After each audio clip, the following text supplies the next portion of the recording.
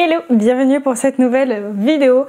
Ça y est, on est en novembre et je me dis qu'on peut peut-être commencer à parler romance de Noël.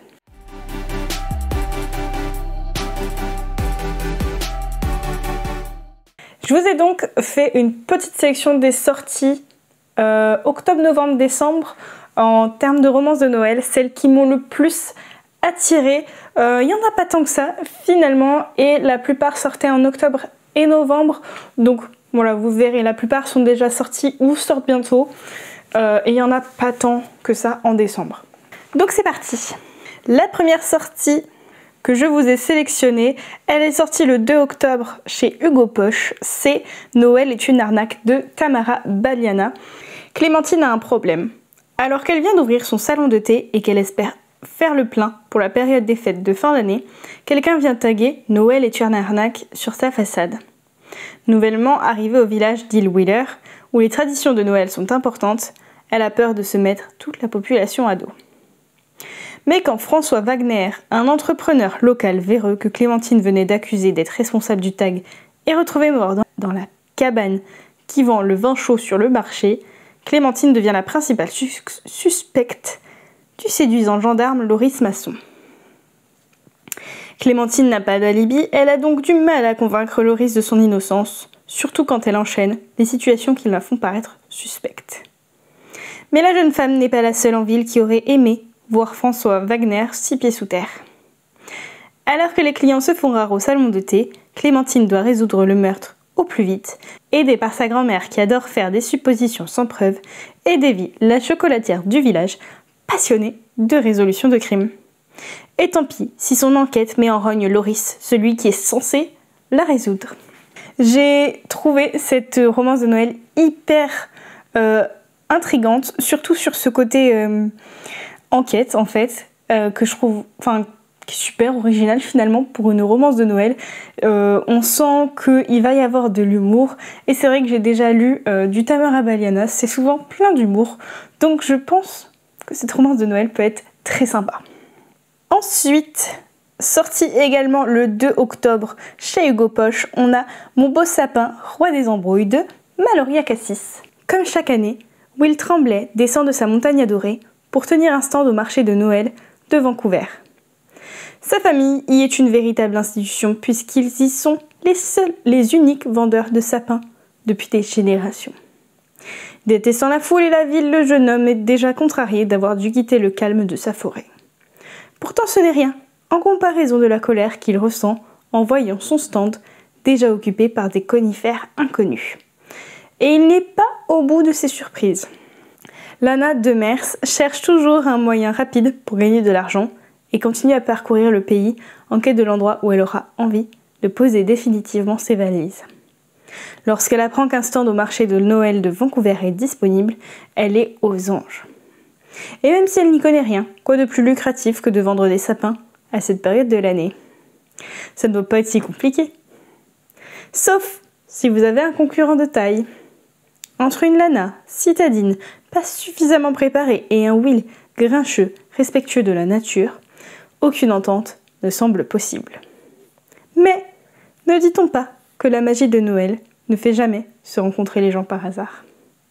J'aime bien l'ambiance que ça propose, ce côté potentiellement rivaux. Je pense que ça peut être très sympathique. On a ensuite toujours sorti le 2 octobre, chez Hugo Poche aussi. On a Comment survivre à Noël en plein été de Ludo, j'espère que je n'ai pas accroché le nom, de Boer. Antonina se voit proposer l'opportunité d'une vie. Si elle finit son roman de Noël à temps, il sortira en fin d'année dans sa maison d'édition préférée. Elle était confiante, mais voilà qu'à 2 semaines du délai accordé, elle sèche. La jeune autrice est incapable d'écrire un mot de plus. Gabriel, son meilleur ami et colocataire, bien décidé à lui permettre de retrouver l'inspiration, se donne pour mission de recréer Noël à Froidieu, le village où tout le monde aime cette fête. Et qu'importe si on est en plein été. Ce qu'il n'avait pas prévu, c'était qu'en plus d'écrire la romance parfaite, il se pourrait qu'ils soient en train d'écrire leur propre histoire d'amour. Je sens que cette romance est très très cute. J'aime beaucoup la vibe, potentiellement Best Friends to Lovers. Donc ça peut être sympa. La sortie suivante est toujours sortie le 2 octobre chez Hugo Boss. Et on a des étincelles pour Noël de, pareil, j'espère que je ne vais pas écorcher le nom, de Kirby Vien-Messier, une histoire qui réchauffe le cœur. À l'approche de Noël, un prestigieux festival international des vins choisit le Québec comme terre d'accueil. C'est l'occasion qu'Elisandre attendait pour propulser son agence événementielle au sommet. Mais lorsqu'elle accepte de jouer la guide touristique pour le célèbre producteur viticole Lorenzo Moretti, elle ne s'imagine pas un instant qu'elle va retrouver l'homme qui l'a laissé amer et déçu un matin de décembre lors de son séjour sur la Côte d'Azur. 5 années se sont écoulées depuis, mais le ressentiment est toujours aussi vif. Face à cette situation inattendue, Elisandre réussira-t-elle à respecter ses engagements et à apprivoiser ses démons? Quant à Lorenzo, comment réagira-t-il devant cette femme qui bouleverse son séjour en plein cœur de l'hiver québécois? Et malgré ce que dit l'adage, peut-on se fier aux apparences? J'aime beaucoup le contexte avec ce festival de vin. On est au Québec en plus, enfin voilà, il y a plein de petites choses qui je pense peuvent être intéressantes et originales, qui changent un petit peu de ce qu'on peut voir. Donc j'aime beaucoup. Et on est sur l'avant-dernière déjà, qui est sortie cette fois le 8 novembre. Donc c'est Colloque forcé à Noël de Marie-Anne P. Michael qui sort chez 1001 encres. Quand l'esprit de Noël souffle sur New York, les miracles peuvent prendre des formes surprenantes. Elijah pensait pouvoir fuir ses problèmes en acceptant de passer les fêtes seul dans l'appartement chic de son meilleur ami. Mais ses plans de tranquillité s'effondrent quand Sean, colocataire aussi séduisant qu'irritant, rentre plus tôt que prévu et le surprend dans une situation des plus embarrassantes. Ce qui devait être une pause bien méritée se transforme rapidement en une cohabitation explosive. Entre maladresse, tension électrique et moments inattendus, un soupçon de magie de Noël pourrait bien s'immiscer dans leur vie. On a au moins dans cette sélection une petite romance MM et personnellement le trope proximité forcée, colocataire un peu improvisé, j'aime beaucoup. Donc je pense que cette romance peut être très cool. Et enfin, une romance qui sort cette fois le 12 décembre.